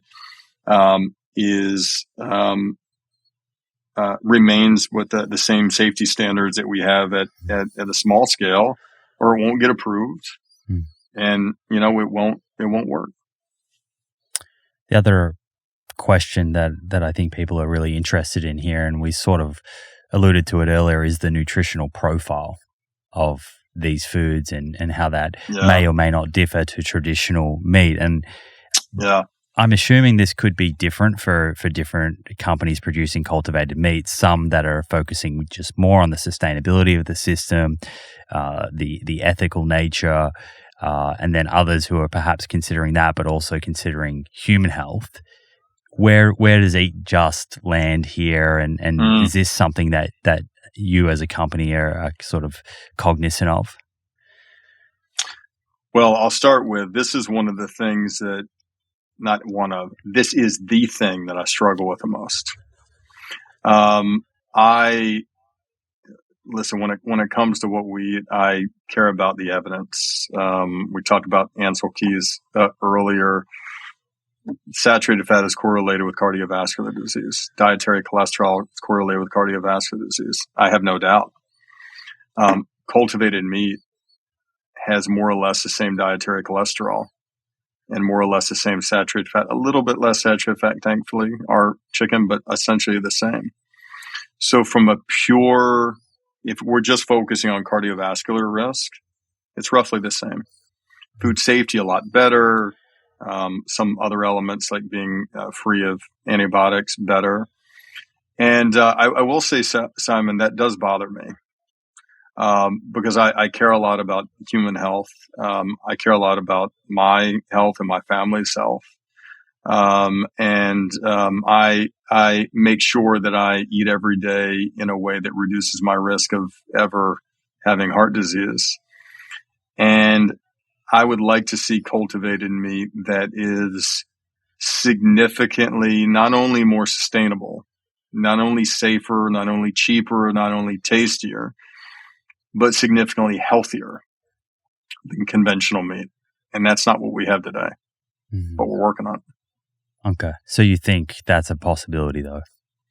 It's a possibility. Now, in order to do it, the most likely candidate to do it, and this is where your listeners, if they didn't think the bioreactor was strange, they're really going to think this is strange, is I think gene editing techniques like CRISPR will be necessary. I think I could imagine using a CRISPR-led approach to ultimately have chicken, beef, and pork that has significantly less saturated fat and dietary cholesterol than conventional. There's probably going to be some additional regulatory hurdles. That's going to be additional costs. But I think ultimately, when I think of how do we get to a world where the vast majority of meat that is consumed is without the need to slaughter an animal, I think it also has to be healthier. The idea that a cardiologist, right, might recommend that you eat good meat, chicken or beef, because it has 70% less saturated fat than conventional, is one that I get pretty excited about. And I'd love to push towards something like that. Are there any other sort of questions or things that you typically hear from sort of skeptics that you think we haven't touched on that you think will need to be addressed over the coming years in order to normalize all of this? Yeah, if I listed all of them, we might be here together for another 7 hours. I'll keep it to a shorter list. One is you can't scale this. You can do it in a few restaurants. You're not going to be able to scale this. This won't work at 200,000 liter scale. This won't work if you're trying to make tens of millions of pounds of it. So the truth of that is the sentiment of that criticism that's right is it's really hard It's really capital intensive, requires a lot of engineering that has not been done yet. And the heart of the challenge is this vessel, will come back to the bioreactor again, they don't make big ones. They don't make bioreactors north of 200,000 liters, the kind of size that's required to make lots of meat. So we have to design and engineer them ourselves. And today we do this with one of our most trusted partners. So we have to do it from scratch. So there are a lot of unknowns about how we design and engineer at that scale. And we think there's a greater than 50% chance we'll be able to figure out, but that's one criticism. Another criticism is this idea that it'll just never taste like chicken, beef, or pork. That's usually an easy one to deal with because we just have the feedback on a weekly basis, and the most common feedback we get is this tastes like chicken. Another piece of feedback criticism is this. All right, you might be able to scale it. Maybe it'll taste like chicken, but it's never going to actually replace the conventional. And again, I think it's a very fair criticism. And I think they're right if we can't make it as good or better tasting, if we can't make it healthier, if we can't make it more cost effective, then they're probably right. And if we can, I think they're probably wrong. Those are a handful that we get. Oh, no, actually, one more, if you don't mind, I'll give you. Is all right. This, I get it. So happened in 300 years. So you actually have some people that believe in it quite a bit, but just think the time period is 300 years as opposed to 30 years. Mm-hmm. Again, very valid. Lots of stuff has to happen, right? We've got to build 250,000 liter vessels in areas around the world. Tens of billions of dollars need to be invested in it. We need regulatory approval. We've got to adjust consumers' mindset. We got to get on menus across the world. Lots of stuff has to happen. And if all that stuff doesn't happen with an urgency, our great-great-great-grandkids 300 years from now might be having this podcast and making excuses to why it didn't happen. Mm-hmm. But it doesn't have to take 300 years. It can happen actually in 30 years. And our job is to increase the probability that it's much closer to 30 than it is 300. They might be doing that podcast from Mars, but we won't know about that. But they'll probably be in cultivated meat, though. Yeah. Well, let's hope so. Yeah. But that was my question. It was timeline. It's one that I get quite a lot. I'm sure you have some models and some projections, and if all things occur as you would like to see them unfold, how long until we see cultivated meat in countries like America, like Canada, UK, Australia? If everything went to plan and the scaling up was feasible, there was the right investment to make all of that happen, the supply chain was there, all the logistics, the partnerships that are required, the grocery stores are on board, are we talking about big changes in, say, 10 years, 15, 20? What does that look like? So think about it in terms of like 4 courses at a dinner. So your appetizer, course 1, is what's happening right now in Singapore. It's being sold. Very small scale, though. Course 2 it's more than a couple restaurants, a hawker stand. It's at hundreds, it's at thousands of different locations in a single country. Course 3 is more or less where the plant-based industry is today. Multi-billion-dollar industry, multiple countries, but still tiny percent of the overall market. Mm-hmm. Course 4 is where we really want to go, where there's a day sometime in the next 30 years where the vast majority of meats consumed is cultivated, not conventional. Now, I think we can get to course 4 within a 30-year time frame. Mm-hmm. And that simultaneously, Simon, feels sadly long. But in the scheme of things, not so long. Mm-hmm. And I think we're going to go through these stages, and there's going to be a lot of challenges, and a lot of stuff that we're and other companies will deal with. But I think those are the four different phases. And 30 years from now, I think if things go well, if the technology continues to develop, if cost continues to come down, we're going to be at a place where on that given day, when we look at the data, the vast majority of meat that was made was cultivated, not slaughtered. And that's the day I really celebrate. I'm sure there are a lot of folks in your office, in your team, also your friends and family that ask you all the time, when is the US government going to make some decisions and approve certain companies like yourself to sell cultivated meat in the States, just like Singapore? Would you say that is that the next country that you'd like to see this occur in, or do you think it will occur elsewhere first? And how long do you think it will be until the States do approve it? Yeah, I think the US will be next.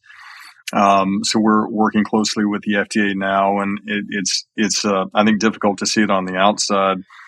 But the FDA is really engaged in this, similar to SFA, which is the FDA counterpart in Singapore. All the hard questions that you can imagine a regulator asking about where do you get the cell, how do you develop the cell line, what does the process look like, the FDA is all over. It's difficult to say when we're going to receive an answer from them as to whether it's approved. Because a regulator like that doesn't share the timing in that way. What I can tell you is we'll be ready to launch within weeks. So we partner with a guy named Jose Andres, who's one of the most iconic chefs in the world. He's going to be our launch partner in the U.S. And within weeks of getting the approval, we're going to be on a menu. So we're not going to waste a lot of time. We got the approval Thanksgiving Day in Singapore, launch about a month later. It'll be same kind of thing in the United States.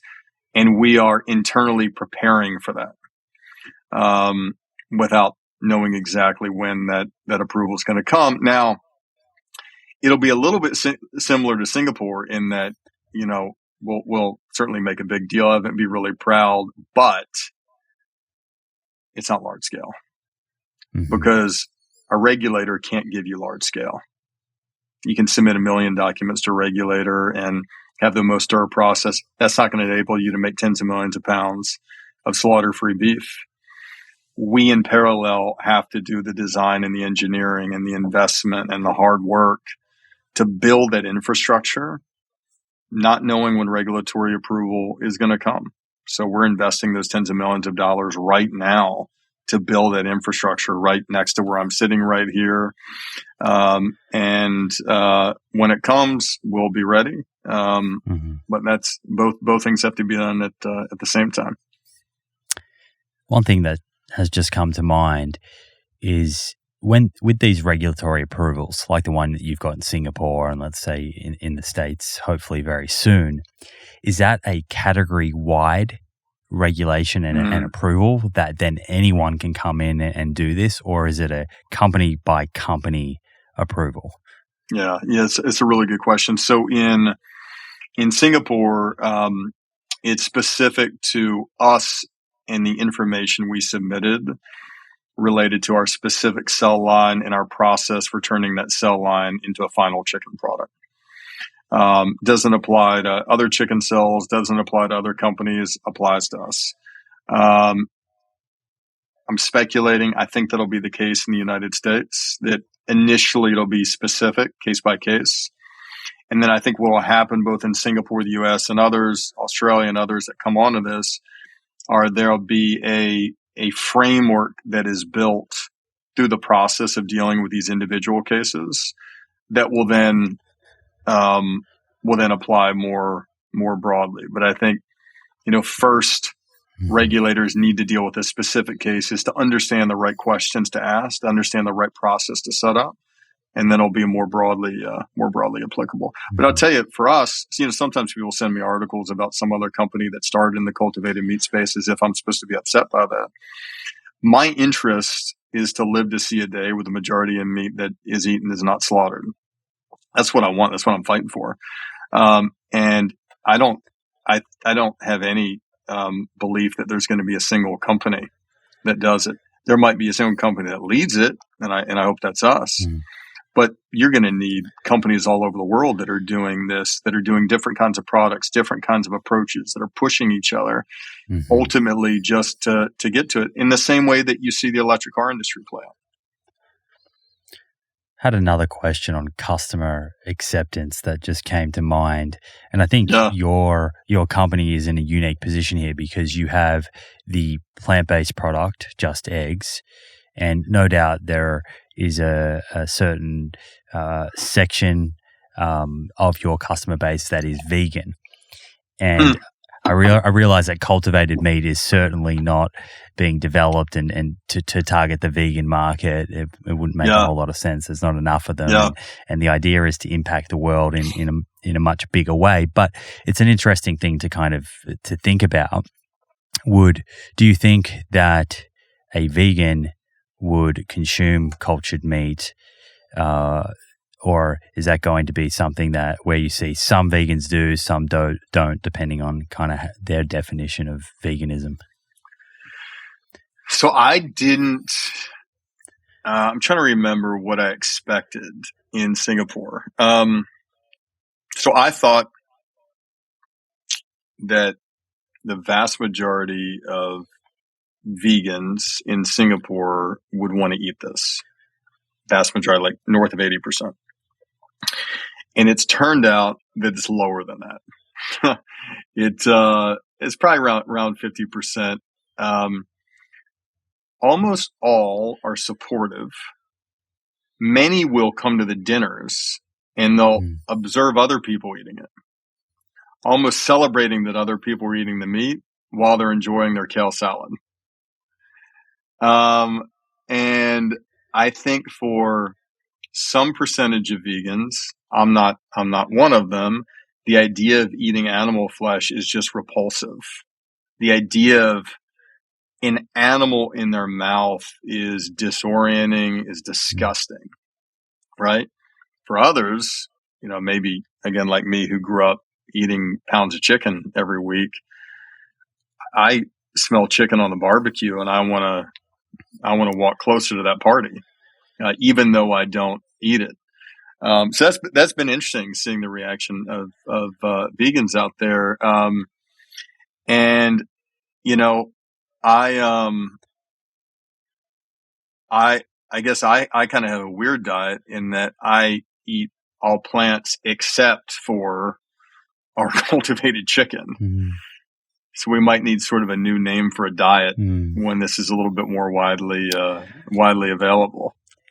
Yeah, I was having a kind of joke with a friend last night, but it'll be interesting to see if a new category of cultivated carnivores or something pops up in 10 years, which no doubt it will.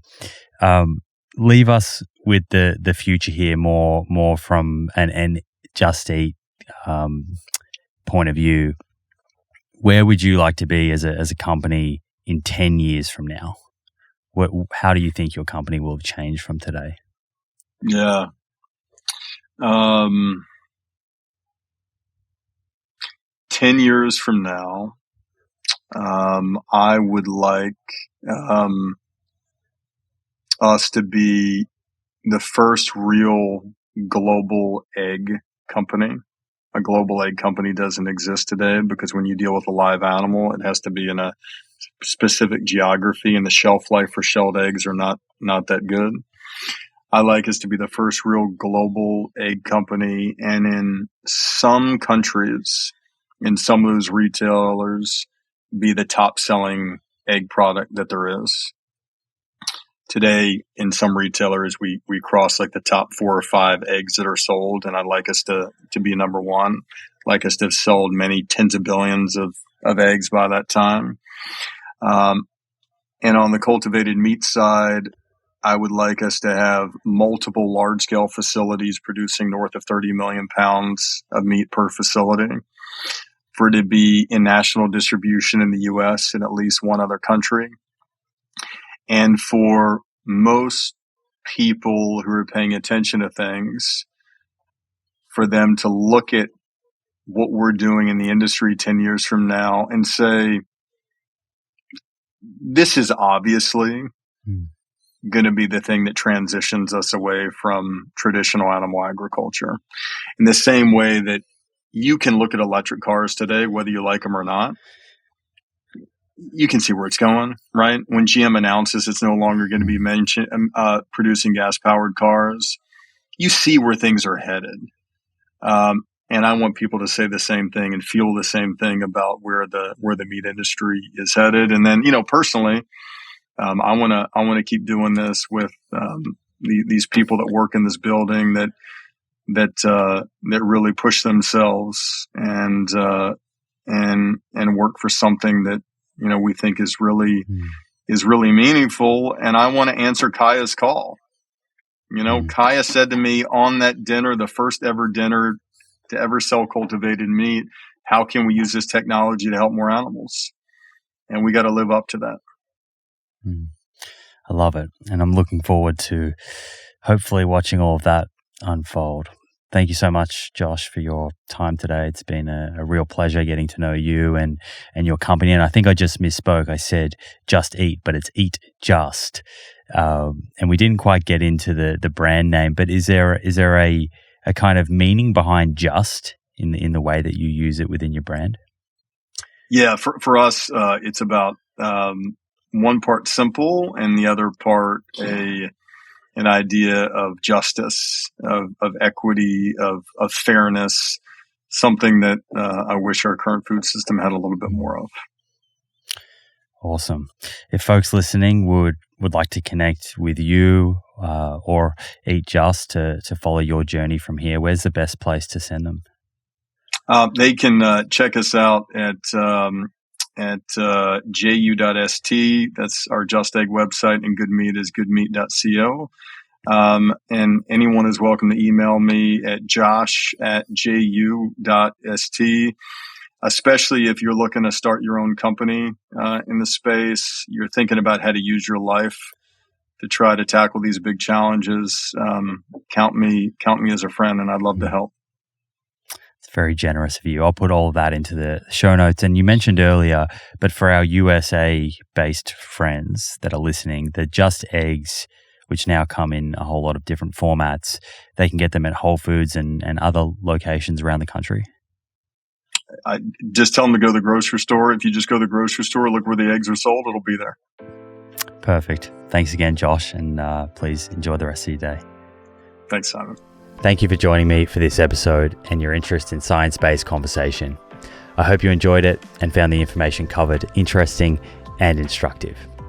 If you did and you'd like to show your support for the show, please subscribe to our YouTube channel where you can stay up to date with new episodes and watch them in video format. Yes, the full-length videos. Please also consider subscribing to the show on the Spotify and/or Apple Podcast app, wherever you enjoy listening to podcasts. You can also leave a review on Apple or Spotify. Again, a great way to support the show and make our content more discoverable for others to enjoy and learn from. If you have any comments about the episodes, suggestions for future episodes, including guests you'd like to see on the show, or questions that you'd like to have answered, please leave those in the comments section on YouTube. I myself and my team will take note of these comments when planning future episodes. Finally, the best way to support the show and receive discounts on products we love is by checking out our sponsors at theproof.com/friends. Enjoy your week, stay well, and I look forward to catching you in the next episode.